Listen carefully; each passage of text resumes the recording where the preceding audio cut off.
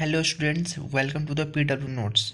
आज हम लोग इंडियन पॉलिटी पढ़ेंगे और इंडियन पॉलिटी का सबसे essential things that is about a constitution.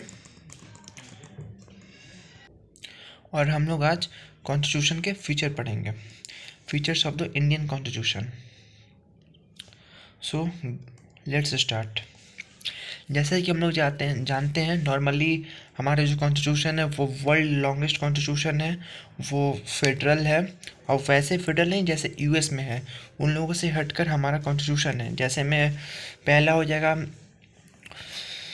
It is the corner stone of the nation. और ये जो स्टेटमेंट है corner stone of the nation, it is deliberated by the Austin.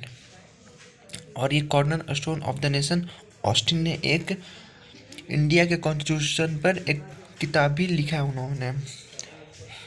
दूसरा है lengthy, it is the longest known constitution of the world. And third that is cosmopolitan constitution. ये जो आपको option दिखाई दे रहा है कॉस्मोपॉलिटियन कॉन्स्टिट्यूशन, ये आपको किसी भी बुक में ना मिलेगा, क्योंकि ये जो आप लोग लक्ष्मीकांत पढ़ते हैं उसमें भी ये कॉस्मोपॉलिटियन कॉन्स्टिट्यूशन के फीचर्स नहीं है। लेकिन ये जो जैसा कि यूपीएससी का डिमांड रहता है न्यूएस्ट थिंग्स के बारे में, और जैसा कि ये जो कॉस्मोपॉलिटियन कॉन्स्टिट्यूशन ये न्यूएस्ट ऑफ द न्यूअर है। And fourth is cooperative and asymmetrical federalism. जैसे कि अदर कंट्री में देखिए, जैसे में यूएस, वहाँ पे स्ट्रॉन्ग फेडरेशन है, हमारे यहाँ स्ट्रॉन्ग फेडरेशन नहीं, यहाँ कोऑपरेटिव एंड एसिमेट्रिकल फेडरलिज्म है। And fifth parliamentary supremacy and judicial review, it is a balance between the parliamentary supremacy and judicial review. जो पार्लियामेंट्री सिस्टम हो गया और जो जुडिशियल रिव्यू हो गया, और कोई पार्लियामेंट कोई भी लॉ अनकॉन्स्टिट्यूशन देता है तो जुडिशरी के पास पावर होता है कि वो जुडिशियल रिव्यू कर सके। And sixth is secular, secular that means a state can't support any religion and can't deliberates anything in favor of any specific religions in India. And seven rights, eight separation of power. And ninth is living document. जैसा कि हमारा जो constitution है आप लोग जानते हैं कि इसमें 39 आर्टिकल्स है और इसमें अभी तक 105 अमेंडमेंट हो चुके हैं। तो इसलिए इसको लिविंग डॉक्यूमेंट बोला जाता है कि ये हरदम ओपन रहता है कि आप कभी भी अमेंडमेंट इसमें कर सकते हैं, चेंज कर सकते हैं। इस वजह से इसको लिविंग डॉक्यूमेंट कहा जाता है। और यूएएफ तो आप सभी लोग जानते ही होंगे, जैसे यूनिवर्सल अडल्ट फ्रेंचाइज के बारे में ऑलमोस्ट सारे लोग परिचित होंगे। तो हम लोग पढ़ते हैं first corner stone of the nation. जैसा कि हमारा जो कॉन्स्टिट्यूशन वर्ड है वो डिराइव हुआ है कॉन्स्टिट्यूट से। उसका मतलब होता है कि to form a state government society identity. Constitution जो वर्ड है वो कॉन्स्टिट्यूट से आया हुआ है, and that means to form a state government society identity etc. As per Indian Constitution, India shall be a sovereign, socialist, secular and democratic republic in nature। जो constitution का nature है वो बताता है कि भारत सॉवरेन हो सकता है, सोशलिस्ट हो सकता है, डेमोक्रेटिक हो सकता है, रिपब्लिक हो सकता है। और रिपब्लिक मतलब जो हमारा हेड ऑफ द स्टेट होंगे, जैसे कि हमारा हेड ऑफ द स्टेट कौन है, प्राइम मिनिस्टर नहीं है, प्रेसिडेंट है, तो वो इलेक्टेड होंगे, वो पीपल के द्वारा इलेक्ट किए जाएंगे। तो जिसमें head of the state elected होते हैं तो उनको हम लोग बोलते हैं रिपब्लिक। और इसके विरोध में जैसे हो गया ब्रिटिश कॉन्स्टिट्यूशन, वहाँ जो हेड ऑफ द स्टेट है वो हेरिडिटरी है, वो इलेक्टेड नहीं है, तो वहाँ monarchy type of the government है, रिपब्लिक नहीं है। तो Indian constitution provides a republic and democratic form of the government. ऐसे तो आप लोग डेमोक्रेटिक वर्ड से तो बहुत ही अच्छे तरह से परिचित होंगे। एंड सेकेंड वर्ड है socialist. Socialist nature of Indian constitution indicates the effort of the government to reduce और abolish the inequality in the society. जो सोशलिस्ट वर्ड है वो एक इंडिकेट करता है गवर्नमेंट को कि इनइक्वालिटी जो भी सोसाइटी में है, जो भी डिस्क्रिमिनेशन है, उसको रिड्यूस करने का। और ये जो सोशलिस्ट वर्ड है वो कॉन्स्टिट्यूशन में अमेंड कर कर इनकॉर्पोरेट हुआ था by the 42 second amendment act of 1976, और इसको हम लोग मिनी कॉन्स्टिट्यूशन भी कहते हैं। और जब ये 42 अमेंडमेंट नहीं था तो उसकी जगह पे डीपीएसपी लाई करता था, जैसा कि वो डीपीएसपी तो अभी भी लाई करता है इंडियन कॉन्स्टिट्यूशन में। And third word is sovereign. Sovereign मतलब इंडिया जो है वो किसी कंट्री का डोमिनियन भी नहीं होगा और किसी भी कंट्री पर डिपेंड भी नहीं करेगा। India is neither a dependency nor a dominion of any other nation but an independent nation. ये स्वतंत्र नेशन रहेगा, मतलब किसी के अधीन भी नहीं रहेगा और किसी के डोमिनियन भी नहीं रहेगा। सो नेक्स्ट,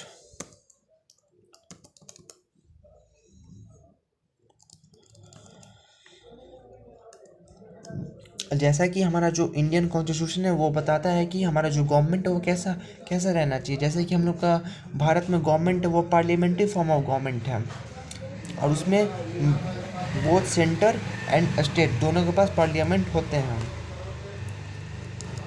और parliament form of the government का one of the essential function is executive is responsible to the legislature for its policy and acts.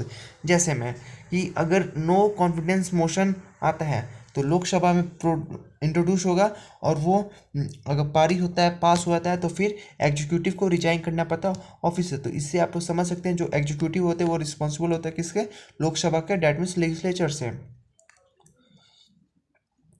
The parliamentary government is also known as cabinet government. इसको cabinet government भी कहते हैं, responsible government भी कहते हैं, और Westminster model of government कहते हैं। क्यों? क्योंकि एक बोरोड प्रिंसिपल है, कहाँ से, ब्रिटेन से। और ये जो सिस्टम है पार्लियामेंट्री सिस्टम वो ब्रिटेन में है, जापान में, कनाडा में, और अपने भारत में तो है ही। अब आते हैं द टर्म सेकुलर। जैसे कि जो टर्म अभी हम लोगों ने बात किया था सोशलिस्ट, वो भी 42nd अमेंडमेंट ऑफ 1976 के द्वारा संशोधन करके कॉन्स्टिट्यूशन में शामिल किया गया था। वैसे ये जो सेकुलर वर्ड है वो भी शामिल किया गया था। Secular means all religion in our country irrespective of their strength have the same status and support from the state। Secular का मतलब वो होता है कोई भी religion irrespective of their strength उनका भारत में सेम स्टेटस रहेगा और सेम सपोर्ट उनको मिलेगा स्टेट से। एंड जो हमारा कंट्री है भारत, वो किसी भी रिलीजन को रिकॉग्नाइज नहीं करता है, जैसे कि पाकिस्तान में होता है recognise Islamic state. Pakistan is Islamic state because Pakistan recognise the Islam. या और देखिए जो कॉन्स्टिट्यूशन हम लोग का वो एक सिर्फ डॉक्यूमेंट नहीं है, वो स्टेट के नेचर को भी डिफाइन करता है और गवर्नमेंट के नेचर को भी डिफाइन करता है। तो इसलिए it just the constitution is not just a document that define the nature of the state but the also government, it also define the nature of society and aspiration of people। Yeah, that is our constitution। and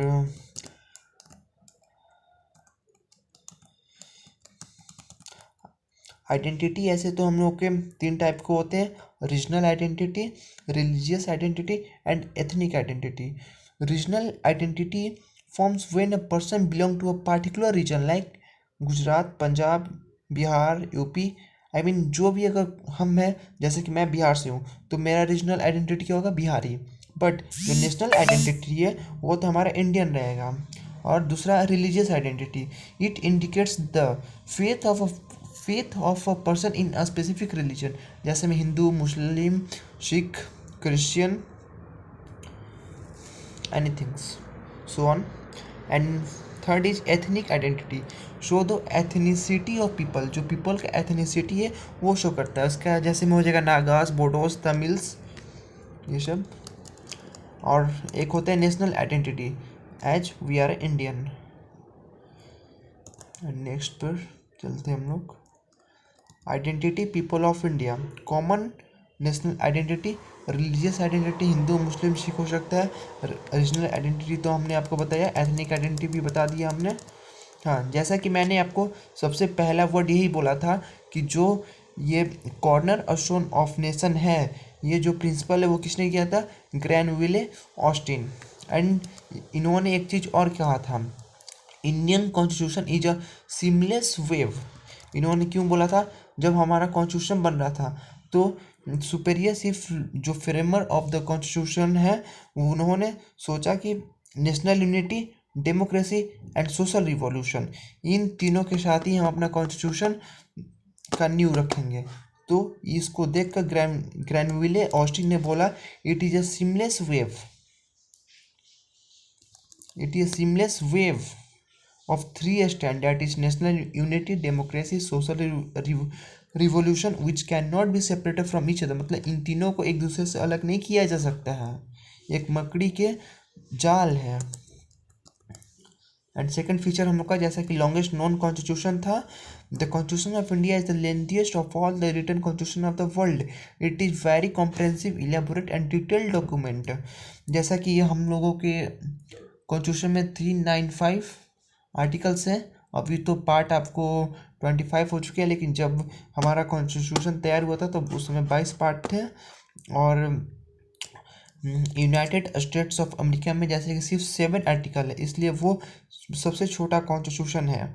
और Australia में 128, Canada में 147 and south Africa में 253। और हमारे constitution में schedule कितना है, आप लोग हमें कमेंट करके बताइए। Present schedules, not past. और कौन कौन से जो फैक्टर हैं जो हमारे कॉन्स्टिट्यूशन के एलिफेंट साइज को डिनोट करते हैं। पहला, ये जो हम भी हमारे फ्रेमर्स ऑफ द कॉन्स्टिट्यूशन थे वो चाहते थे जो भी बेस्ट प्रैक्टिसेस है ऑल ओवर द वर्ल्ड वो एक्यूमुलेट करना चाहते थे उनके एक्सपीरियंसेस को, कि हमारा कॉन्स्टिट्यूशन बस उन चीज़ों से बने जो भी बेस्ट ऑप्शन है कॉन्स्टिट्यूशन के। And it take all the best things from the all over the country. First of all that is parliamentary system from the UK, DPSP कहाँ से, Ireland, emergency provision from Germany. But जो ये emergency provision है वो 1935 acts से लिया गया था, बट उसमें जो उस समय जो कॉन्स्टिट्यूशन फ्रेम कर रहे थे तो वो जर्मनी से बोरो किए थे। And second, it is a detailed administrative provisions procedures. जैसा कि अमेरिकन कॉन्स्टिट्यूशन में सिर्फ इनकॉर्पोरेट किया गया fundamental rights, fundamental provision of the government, but Indian constitution includes detail administrative provisions like article number 22 detentive preventive detention, article 22। And that is other thing that geographical factor, जो vastness है हम लोग के country का और जो diversity है हम लोग के कंट्री का, उसकी वजह से भी हमारा जो कॉन्स्टिट्यूशन है वो बहुत ही लेंथीएस्ट है। जैसे कि जो हमारा ये SC ST के लिए अलग प्रोविज़न है, सम स्पेशल स्टेट्स के लिए अलग प्रोविज़न है, और एक और है जो कि सिर्फ एक सिंगल कॉन्स्टिट्यूशन है हमारे जो स्टेट है और नेशनल है उसके लिए सेपरेट कॉन्स्टिट्यूशन नहीं है, एक ही कॉन्स्टिट्यूशन में इनकॉर्पोरेट किया गया। और US में दोनों के लिए, स्टेट के लिए और नेशनल के लिए अलग अलग कॉन्स्टिट्यूशन है। और जैसे कि हिस्टोरिकल फैक्टर, जैसे कि हमने बताया कि इमरजेंसी प्रोविज़न को हम लोग गवर्नमेंट ऑफ इंडिया एक्ट 1935 से लिया गया, तो उसका भी इन्फ्लुएंस इसमें दिखता है हमारे कॉन्स्टिट्यूशन में। True by third of the constitution is borrowed from the government of India act 1935। 2/3 जो पार्ट है हमारे कॉन्स्टिट्यूशन का वो लिया गया कहाँ से, government of India act 1935, which was much बल्कि। एंड ये तो सबको मालूम है, dominance of legal luminaries in the constituent assemblies. हाँ, तो आप लोग देख सकते हैं ये, और ये कुछ टॉपिक्स है, ये तो सबको मालूम होगा, ethnicity, caste, article, section, act, amendment, democracy, monarchial, Aristotle is the father of the political science, and Aristotle said that a nation which was ruled by a one person that known as monarchy, it don't say कि a nation ruled by a king or a kingship।